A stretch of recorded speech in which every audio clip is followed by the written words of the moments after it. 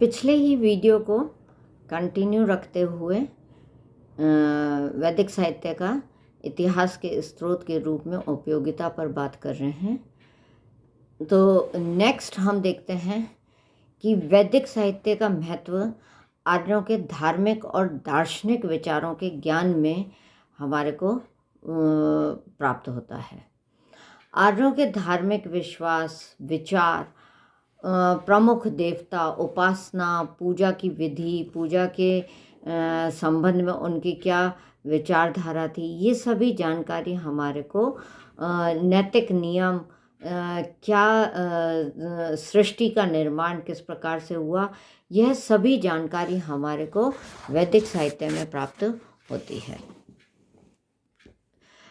वैदिक साहित्य मूलतः हम देखें तो यह धार्मिक साहित्य ही है, इसीलिए दर्शन संबंधी तथ्यों की इसमें काफ़ी प्रचुरता है और हमारे को बहुत सारे नई बातें जो सृष्टि के संबंध में आर्य समझते थे और सोचते थे, इसके बारे में जानकारी हमारे को मिली है।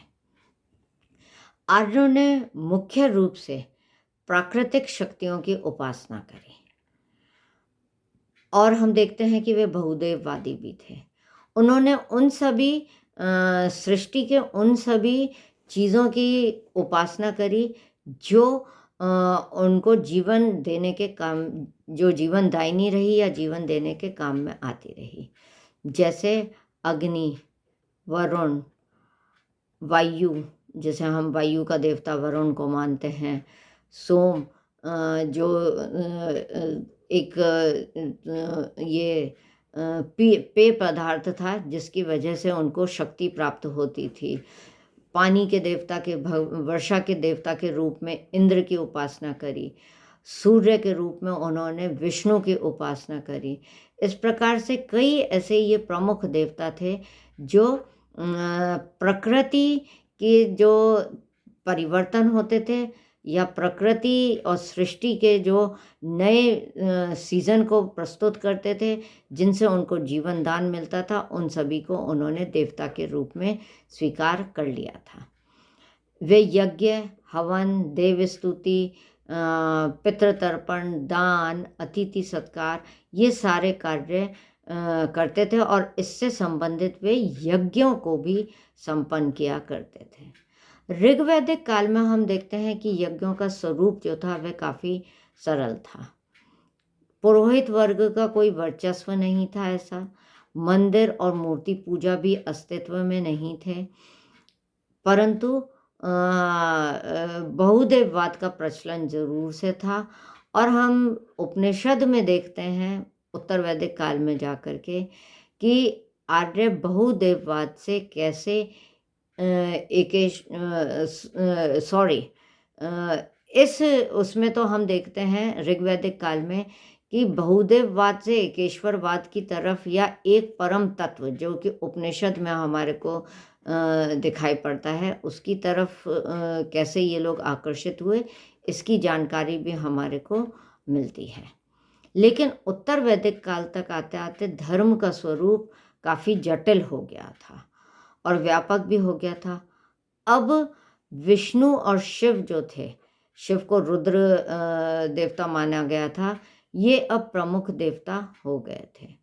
ब्राह्मण ग्रंथों से और यजुर्वेद से ज्ञान ज्ञात होता है कि यज्ञ अब कर्मकांड प्रधान हो चुके थे और यज्ञों के लिए अब पुरोहित वर्ग का एक वर्चस्व स्थापित हो गया था और जितना भी कार्य यज्ञ से संबंधित किया जाता था वे मात्र पुरोहित वर्ग ही कर सकता था। इस युग में हम देखते हैं कि पशु बलि का भी प्रचलन प्रारंभ हो गया था। कई प्रकार के यज्ञ प्रारंभ हो गए थे, जैसे राजसूय यज्ञ, वाजपेयी यज्ञ, अश्वमेध यज्ञ। ये सारे यज्ञ विशाल स्तर पर इस समय किए जा रहे थे। इस प्रकार से नए धर्म के से संबंधित नई चीज़ें, नया पूजा पाठ की विधि, जादू टोना, बलि, ये सब इस युग में शुरू हो चुके थे, जिसकी जानकारी हमारे को अथर्ववेद से प्राप्त होती है। उसमें हम देखते हैं कि तंत्र, मंत्र, वशीकरण, यज्ञ की विधियाँ, ये सब उसमें उल्लेख मिलता है कि कैसे नए-नए मंत्र इससे संबंधित बनाए गए थे। फिर हमारे को अंधविश्वास, इस युग में अंधविश्वास का बढ़ावा हमारे को दिखाई पड़ता है। आर्य और अनार्य की जो नई विचारधारा है, वह भी हमारे को इस युग में ही देखने को मिली है, जिससे अनेक नए तत्वों का प्रवेश हमारे को धर्म में मिलता है। इसी तरह से अप्सरा, गंधर्व, नाग आदि की भी देवता के रूप में या देव रूप में जो कल्पना हमारे को दिखाई पड़ती है, वह इस युग में स्पष्ट इन वेदों में दिखाई दे रही है। उत्तर वैदिक काल के अंतिम चरणों में जब हम उपनिषद काल की बात करते हैं, जो लगभग 600 ईस्वी के समय का है, उसमें ऋग्वैदिक कालीन एकेश्वरवादी विचारधारा पूर्णता को प्राप्त हुई थी। पुरोहितवाद, उपनिषदों ने ही पुरोहितवाद, यज्ञवाद, कर्मकांड, हिंसा, बलि और बहुदेववाद, इन सब को समाप्त करने का, निषेध करने का प्रयत्न किया था और उसकी बजाय उन्होंने तप, त्याग, संन्यास, मोक्ष और एकेश्वरवाद पर बल दिया था। निराकार ब्रह्म की अवधारणा का विकास इसी युग में हुआ था और ब्रह्म को ही एकमात्र सत्ता के रूप में स्वीकार किया गया था, जो कि निराकार माना गया, अद्वैत माना गया और सर्वव्यापी प्रकाशवान माना गया है। ब्रह्म का व्यक्ति ब्रह्म को उन्होंने व्यक्ति के सारभूत तत्व, जो कि आत्मा से है, आत्मा के प्रतीक है, आत्मा का प्रतीक है, उससे समीकरण हमारे को उपनिषद में दिखाई पड़ता है। उपनिषदों के अनुसार आत्म साक्षात्कार यानी कि आत्मा का ब्रह्म से मिलन ही मोक्ष है। मोक्ष प्राप्ति के लिए व्यक्ति को कर्म बंधन, जन्म, पुनर्जन्म, इन सभी चक्रों से मुक्त होना पड़ेगा। उपनिषद में जगत को माया भी माना गया है और इसीलिए उन्होंने इससे मुक्ति के लिए और मोक्ष प्राप्ति के मार्ग को बताया गया है। उपनिषद को ही हम देखते हैं कि वेदांत भी कहा गया है या वेदांत दर्शन माना गया है। नेक्स्ट पॉइंट में हम देखें तो आर्यों की आर्थिक गतिविधियों का ज्ञान भी हमारे को वैदिक साहित्य से प्राप्त होता है। उनका आर्थिक जीवन किस प्रकार था, आजीविका के क्या साधन थे। ऋग्वेद में हमारे को भूमि पर व्यक्तिगत स्वामित्व किस प्रकार से डेवलप किया। राजा का भूमि से कोई लेना देना नहीं था। जो राज्य था, जो ग्रामीण होते थे, वे कुलों के बीच में ज़मीन का बंटवारा करते थे और कुल का प्रमुख ही ज़मीन का व्यक्तिगत स्वामित्व हुआ करता था। पशुपालन और कृषि उस समय का प्रमुख व्यवसाय हुआ करता था। कृषि की सभी प्रक्रियाओं से वे परिचित थे, क्योंकि हमारे को लोहे का प्रयोग दिखता है, हल का प्रयोग दिखता है और किस प्रकार से वो कृषि के लिए हलों का प्रयोग करके और खुदाई के लिए कुल्हाड़ी, खुरपी, इन सब चीज़ों का प्रयोग भी वे किया करते थे। इसी प्रकार से विभिन्न प्रकार की धातुओं से भी वे परिचित थे, जैसे कि सोना, चांदी, अयस्क धातु, यानी कि जो दो चीज़ों को मिला करके जो बनती है, जिसमें कि हम तांबे को प्रमुख मानते हैं, वे उससे भी परिचित थे। इसी प्रकार से कई प्रकार के उद्यम उस समय विद्यमान थे, जिसमें बढ़ई यानी कि तक्षण, रथकार, चर्मकार, जुल्हाया, जिसको कि हम तंतुआ के नाम से उस समय जाना जाता था, कुंभकार यानी कि जो कुम्हार होता था, भिषज जो कि वैध होता था, कर्मकार जो धातु का काम किया करता था, स्वर्णकार जो सोने से आभूषण बनाया करता था। इस प्रकार से कई व्यवसायों का उल्लेख भी हमारे को इस युग में मिलता है। इसी के साथ साथ विनिमय किस आधार पर होता था? वस्तु विनिमय उस समय का प्रमुख आधार था, जिसमें वे गायों को देते थे। प्रमुख माध्यम जो था विनिमय का, वह गाय थी। गाय के माध्यम से वे व्यापार किया करते थे। ऋग्वैदिक काल में हमारे को आर्यों का समुद्र से परिचित होना भी दिखाई पड़ता है, इसलिए नौकाओं के माध्यम से भी वे व्यापार किया करते थे। ऐसी जानकारी हमारे को ऋग्वैदिक काल में प्राप्त होती है। उत्तर वैदिक काल में हमें शतपथ ब्राह्मण से और तैत्तिरीय संहिता में विभिन्न प्रकार के कृषि से संबंधित कई प्रकार के व्यवसायों और कृषि कर्मों का उल्लेख भी हमारे को मिलता है। शिल्प व्यवसाय का भी उल्लेख उस समय मिलता है कि शिल्प व्यवसाय का तीव्र विस्तार हो रहा है। विशाल और स्थायी स्वरूप वाले हमारे को कई जनपदीय राज्यों का भी स्थापना का उल्लेख मिलता है। कई नए नगरों का विकास इस समय में हुआ था, जो कि मुख्य रूप से व्यापारिक गतिविधियों के कारण ही हो पाया था। इसी के साथ साथ हमारे को उत्तर वैदिक काल में कई प्रकार की श्रेणियों का उल्लेख, श्रेणी यानी कि ये जो कई उद्यमी जो अन्य नए प्रकार के जो उद्यमी होते थे, जैसे कि कुमार है तो उनकी एक श्रेणी बनी हुई थी, सोनार है तो उनकी एक श्रेणी बनी हुई थी, जो कपड़े का व्यापार कर रहे हैं उनकी एक श्रेणी बनी हुई थी। तो विभिन्न प्रकार की श्रेणियों का उल्लेख, जिसे कि हम गिल्ड कह सकते हैं, guild is the exact word. तो इस प्रकार की श्रेणियों का उल्लेख भी हमारे को उत्तर वैदिक काल में मिलता है। इसी तरह से हम देखते हैं कि व्यापारिक गतिविधियां जो थी वे चूँकि बढ़ चुकी थी, इसलिए व्यापार से संबंधित या आर्थिक गतिविधियों से संबंधित सामंतों का उल्लेख भी हमारे को मिलता है, जैसे श्रेष्ठी, गण, गणपति, जो जैसे हमारे इन नामों के हमारे को व्यावसायिक संगठनों का उल्लेख मिलता है।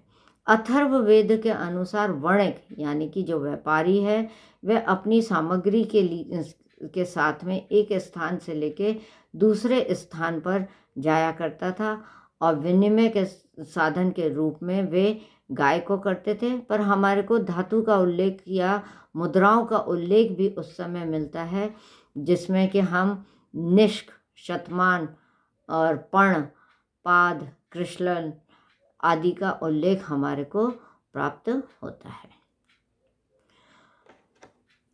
नेक्स्ट हम देखते हैं कि वैदिक साहित्य भारतीय दार्शनिक विचारों का एक मूल स्रोत के रूप में इसका महत्व है।